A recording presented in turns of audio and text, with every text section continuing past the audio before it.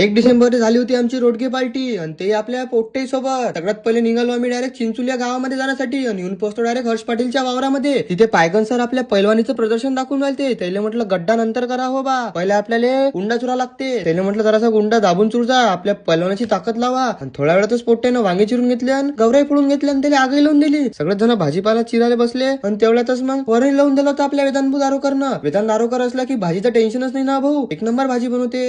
राम नेमाळीला म्हटलं लवकरात लवकर रोडगे कर, एकावर एक पापड्या करायला लागतात आणि त्याचा गोळ्या बनवा लागते. त्याला टाकून द्यायला लागते डायरेक्ट आरातनी. थोड्या वेळातच गण्यानं सगळे रोडगे लावून दिले आणि थोड्या वेळातच मग भाजी झाली आपली तयार. वेदांत दारोकर म्हटल्यावर विषय आहे का हो, मट्टाई करायची जबाबदारी आम्ही वेदांत दारोकरवर दिली होती. त्याला म्हटलं जरासा 15 मिनिटं बस, आपले रोडगे होतातच. मग थोड्या वेळातच रोडगी झाले आणि सगळे पोट्टे जेवण करायला बसले. आणि पोट्ट्यानं एवढं रन्नावून खाल्लं की सोडून द्या ना हो, कारण की दुपारचे 3 वाजले होते आम्हाला जेवण करण्यासाठी. अशी झाली होती आमच्या इंजिनिअरिंगच्या आयुष्यातली दुसरी रोडगे पार्टी. जर का व्लॉग आवडत असतील तर तुमच्या भावाला फॉलो करा आणि हा व्लॉग विदर्भाच्या बाहेर पाठवा, जेणेकरून बाहेरच्या लोकांना समजीन की आपले रोडगे कसे बनतात. जय महाराष्ट्र.